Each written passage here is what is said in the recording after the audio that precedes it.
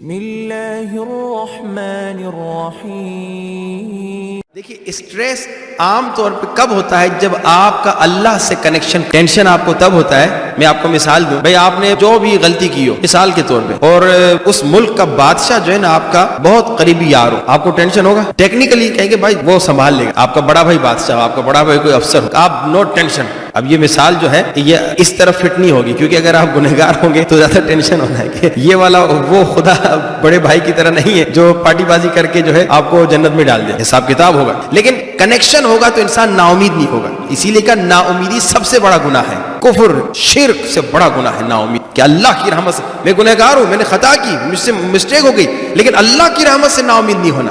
شیطان کہتا ہے بس اب تو تم گنہگار ہو گئے، اب اللہ سے کیا کنیکشن کرو گے؟ نہیں آؤ شب قدر مجلس میں، نہیں آؤ امام بارگاہ۔ لیکن اللہ کہتا ہے نہیں، اگر گنہگار ہو پھر بھی آؤ، میرے پاس آؤ، میں معاف کر دوں گا، میں رحمان ہوں، میں رحیم ہوں، میں غفار ہوں، میں تمہیں بخش دوں گا۔ تو اللہ سے کنیکشن کٹے گا، ٹینشن شروع ہو جائے گا۔ اہل بیت نے بھی یہی سکھایا۔ وہ ایک شخص کا واقعہ، جوان کا واقعہ ہے نا، ہر روز راستے پہ کھڑا ہوتا تھا امام کو دیکھنے کے لیے، لیکن دھوکے میں آ گیا، ایک دن شراب پی لی۔ اب کیا ہوا؟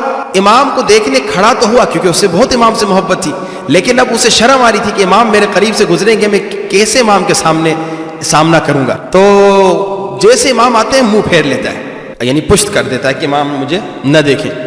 امام کہتے ہیں ایسی پہلی بات، ایسے کام کرتے کیوں ہو جو تمہیں ہم سے منہ چھپانا پڑے؟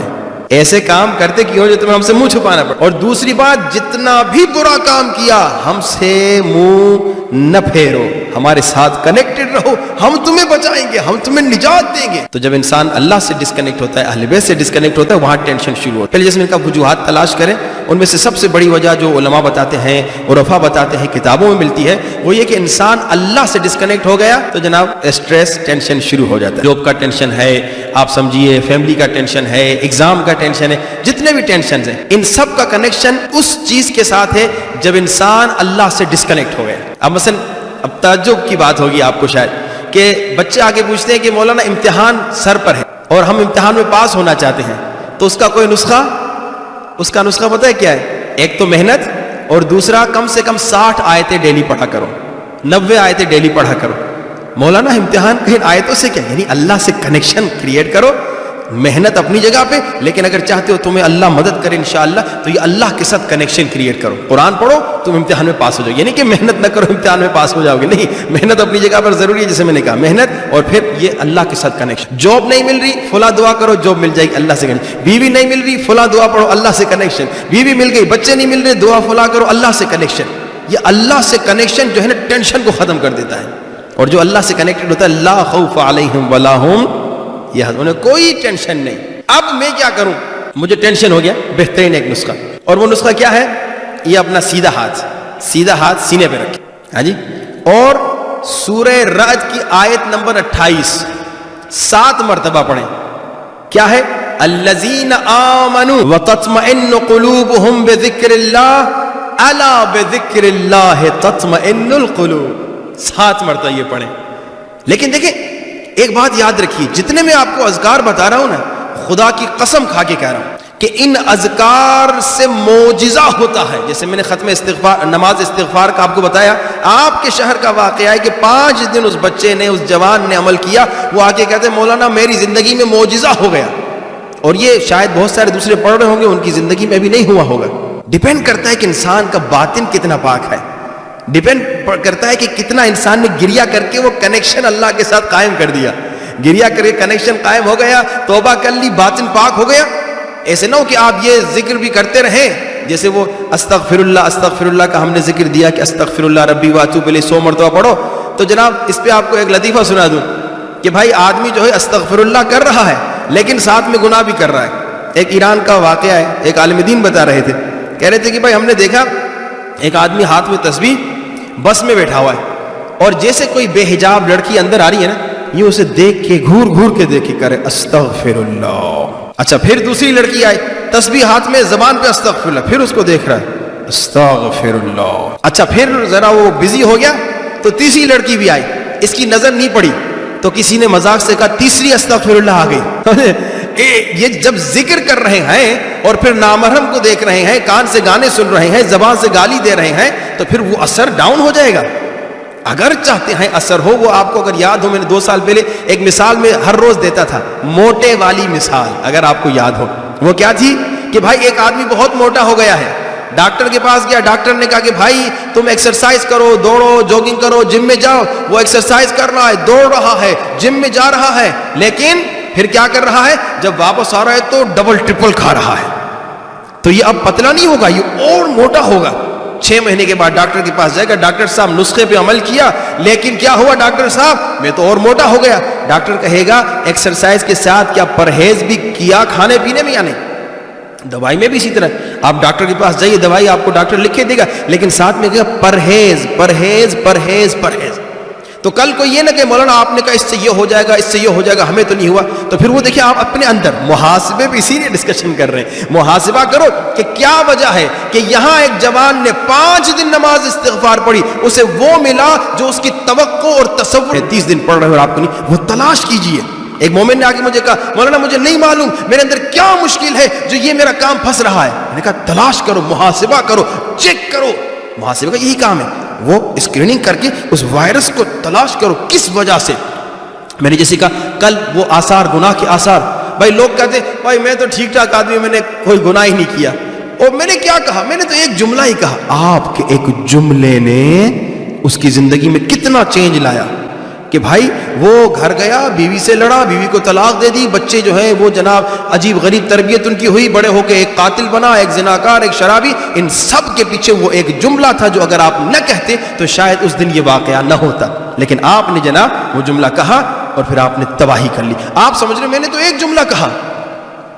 تو یہ بہت احتیاط کریں, ہمارے جملے سے کیا اثر ہوتا ہے, ہم نے احتیاط کرنا ہے. تو اگر مجھے اسٹریس ہے, اگر مجھے ٹینشن ہے, اللہ کے ساتھ کنیکشن, اللہ کے ساتھ گفتگو, ذکر خدا. اور یہ بہترین میں نے جو آپ کو نسخہ دیا ہے, 100 مرتبہ صلوات شروع میں, 100 مرتبہ صلوات آخر میں, اور پھر 170 مرتبہ یا نور یا قدوس, 100 مرتبہ لا الہ الا اللہ, 100 مرتبہ استغفر اللہ ربی واتوب الیہ. یہ معجزہ کرتی ہے, یہ کمال کا نسخہ ہے نفس کو شکست دینے کے لیے بھی. اور خود لا الہ الا اللہ کا میں نے آپ کو فائدہ سنایا کہ اللہ کے رسول کہتے ہیں اس دن جس نے نیک عمل کیا ہو نا, ان تمام نیک اعمال سے زیادہ آپ کو ثواب ملے گا اگر آپ نے 100 مرتبہ خالصتا لا الہ الا اللہ کہا.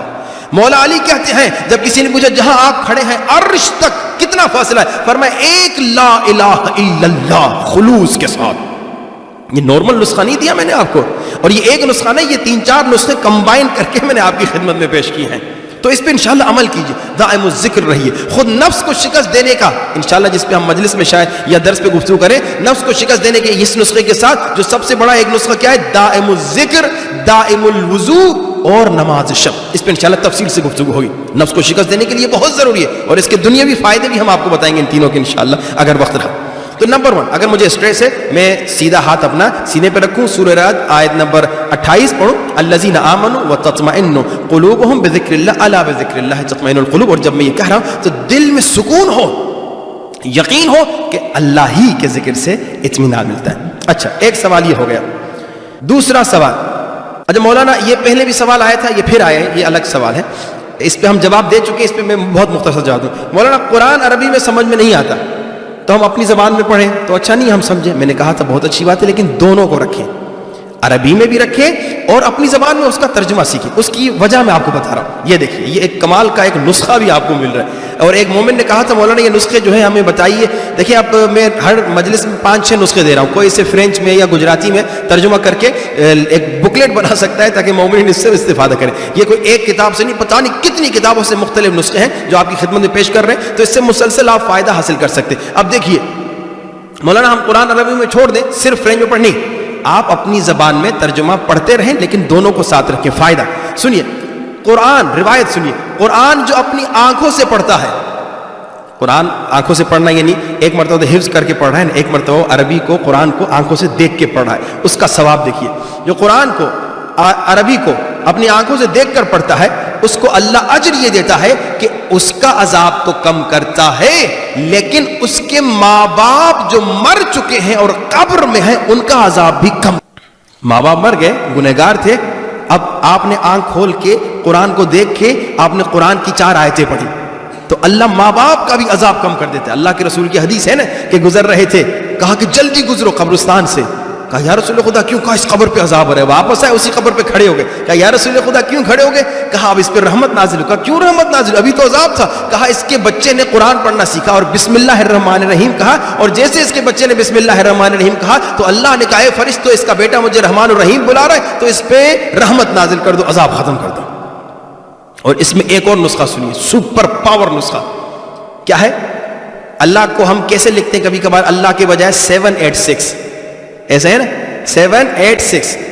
اب اگر آپ 786 مرتبہ بسم اللہ الرحمن الرحیم پڑھیں, کمال کا نسخہ ہے, زبردست نسخہ ہے, لیکن ڈیلی پانی پہ دم کریں اور پانی کو پئیں تو اس کی برکت سے کیا ہوتا ہے, اللہ اتنی عزت دیتا ہے, اتنی محبت تمہاری لوگوں کے دلوں میں ڈال دیتا ہے کہ تم تصور بھی نہیں کر سکتے.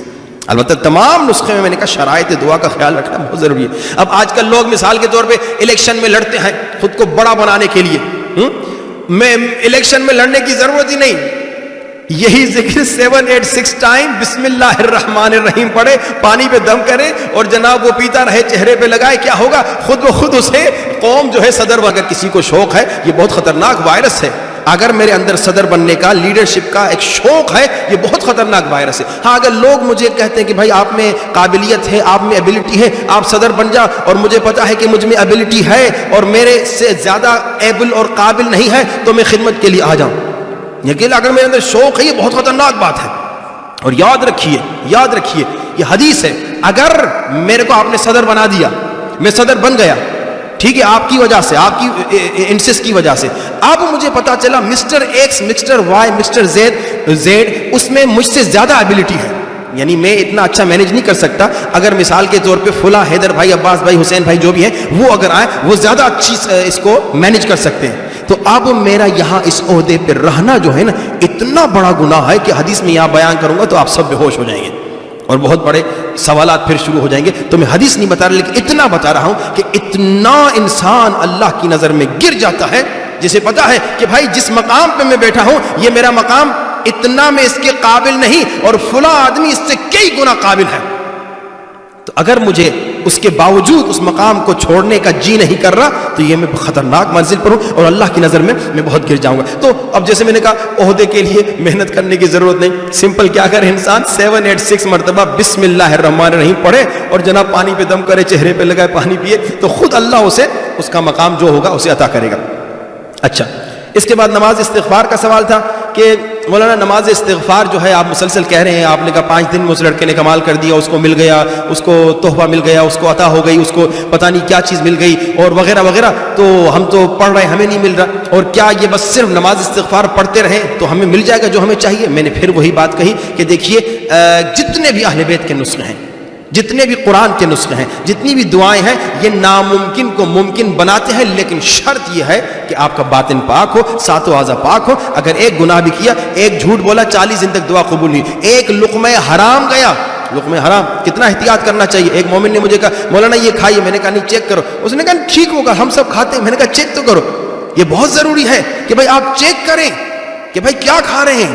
یہ لقمہ حرام غلطی سے گیا, 40 دن. پھر کل ایک مومن نے کہا مولانا اتنا آپ کہہ رہے ہیں, اتنا چیک کریں گے تو لائف مشکل ہو جائے گی. میں نے کہا لائف مشکل ہو جائے گی, لیکن میں یہ سوچ کے خود کو کنٹرول کرتا ہوں, مشکل تو ہو جاتی ہے لیکن میں کہتا ہوں اگر حرام تھا اور میرے پیٹ میں آ گیا اور 40 دن تک میری دعا قبول نہ ہو, اور انہی 40 دنوں میں مجھے شدید دعا کی ضرورت ہو, میرا کوئی قریبی رشتہ دار بیمار ہو گیا ہو اور ڈاکٹر کہیں بچنے کی کوئی امید نہیں, بس دعا, اور میری دعا تو ایک لقمے کی وجہ سے جیل میں چلی گئی 40 دنوں تک, اب میں کیا کروں گا؟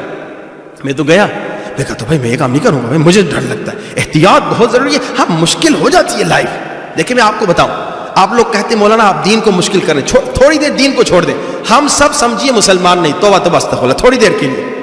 اچھا جو کافر ہیں, جو فرینچ ہیں, وہ جم جاتے ہیں کہ نہیں جاتے؟ جم جا کے محنت کرتے ہیں کہ نہیں کرتے؟ تو وہ تو اپنے کو سکون کی زندگی کو چھوڑ رہے ہیں, بس کھاتے رہے. وہ جو ڈائٹ کرتے ہیں کافر, انگریز, فرینچ, اتنا کھاتے ہیں مثال کے طور پہ, اتنی کیلری سے زیادہ نہیں کھانا. بھائی زندگی حرام کر دی, کھاؤ جی, ہم تو اتنے کھاتے ہیں, ہم تو افطاری میں پھٹ پھٹ کے کھاتے, تم عجیب آدمی ہو. وہ کہے گا نہیں, یہ میں کنٹرول اس لیے کر رہا ہوں کیونکہ میرے بینیفٹ کے لیے, میں خوبصورت لگوں گا, میں سلم لگوں گا, میں اچھا لگوں گا, میں اسمارٹ لگوں گا. وہ انگریز کافر مسلمان نہیں ہے, اس کا دین سے کوئی لینا دینا نہیں, لیکن کھانے پہ وہ بھی کنٹرول کرتا ہے, ایکسرسائز وہ بھی کرتا ہے, جم وہ بھی جاتا ہے, اور ان تمام ایکٹیویٹیز میں اس پہ سختی آتی ہے. سختی وہ بھی دیکھتا ہے کیونکہ وہ ایک بینیفٹ دیکھ رہا ہے. تو ہم نے بھی اپنے نفس کو سختی دینی ہے. ابھی تو میں اس کے محاسبے کے بعد کا جو مرحلہ ہے نا توبہ, اور وہ جو 6 شرائط مولا علی کی, اس پہ میں پہنچا نہیں ہوں. خدا کی قسم اس کو دیکھ کے انسان یوں ہل جاتا ہے جو مولا نے بتایا ہے کہ کتنی اپنے نفس کو سختی دینی ہے. اگر تم نے حرام کھا کے اور حرام سے اپنی زندگی گزاری ہے, گناہ سے زندگی گزاری ہے, تمہیں اپنے نفس کو اتنی سختی دینی ہے کہ تیرا نفس جو ہے وہ دب دب کے ختم ہو جائے. اور یہ نفس کو ختم کر سکتے. میں نے کہا سلمان فارسی مسلمان بھی نہیں تھا, لیکن اس نے اتنا ختم کیا کہ وہ اتنا عظیم ہو گیا کہ من اہل البیت بن گیا. تو ہم نے سختی دینی ہے. ہر انسان سختی دیتا ہے. لائف میں اگر سختی نہ ہو تو پھر وہ لائف میں مزہ کیا ہے؟ یہ سختی جو ہے ان بعد العسر یسرا, سختی کے بعد جو مزہ آتا ہے نا وہ بڑا مزہ دیتا ہے. اچھا, اب نماز استغفار ہو گیا, آپ پڑھیے, لیکن اس میں اگر آپ ان شرائط پہ عمل نہیں کر رہے تو پھر آپ بعد میں آ کے نہیں کہیں گے مولانا صاحب کوئی فائدہ نہیں ہوا. ایک اور سوال کا صرف ہم جواب دیتے ہیں, اور وہ یہ ہے کہ مولانا حاجت کے لیے, آج سمجھیے پورا درس انہی نسخوں پہ چلا گیا میرے خیال میں. مولانا حاجت کے لیے کوئی نسخہ, بسم اللہ الرحمن الرحیم بحق بسم اللہ الرحمن الرحیم, ایک تو یہ ہو گیا بہت آسان. دوسرا دعائے مقاتل ابن سلیمان, بہت 100 مرتبہ یہ مفاتیح میں موجود ہے. الہی کیف ادعوک وانا انا سے شروع ہوتی ہے, بڑی کمال کی دعا ہے. یہ شب جمعہ بہترین ٹائم ہے, سحر کا ٹائم بہترین ٹائم ہے. 100 مرتبہ پڑھیں تو یہ مردہ بھی زندہ کر سکتی ہے. کئی اس طرح کے واقعات ہیں, کبھی انشاءاللہ وقت رہا تو اس پہ تفصیل سے گفتگو کریں گے, ابھی کیونکہ میں صرف تیزی سے گزارنا چاہ رہا ہوں. تو دعائے مقاتل ابن سلیمان. تیسرا ایک بڑا کمال کا نسخہ ہے, وہ کیا ہے؟ وہ ہے نماز, اور وہ نماز حاجت ہے نماز جعفر تیار کی طرح. خود نماز جعفر تیار جو ہے بہترین ہے حاجات کے لیے. 4 رکعت ہے, اور کیا نام ہے, جمعے کے دن ظہر سے پہلے بہترین ٹائم. اچھا, اب یہ جو ہے امام رضا کا نسخہ ہے. صلوات پڑھی باؤ سے بلند علی محمد. ایک شخص نے کہا مولا بڑی بڑی حاجات کے لیے کیا کروں؟ مولا نے کہا کہ غسل کرو, غسل کرنے کے بعد عطر لگاؤ, یعنی غسل کے بعد صاف کپڑے پہنو, پھر اس پہ عطر لگاؤ, اور اس کے بعد مولا نے فرمایا کہ کھلے آسمان کے نیچے چلے جاؤ, اور وہاں جا کے کیا کرو؟ 2 رکعت نماز حاجت پڑھو.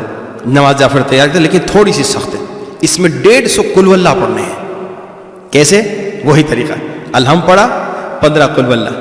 اچھا, اس کے بعد رکوع میں چلے گئے, 15 قل واللہ. اس کے بعد کھڑے ہو گئے, 15 قل واللہ. اب یہاں پہ 10 نہیں ہوتا. نماز جعفر تیار کا فرق یہ کہ پھر 10 ہو جاتا ہے, پہلے کی 15 پھر 10.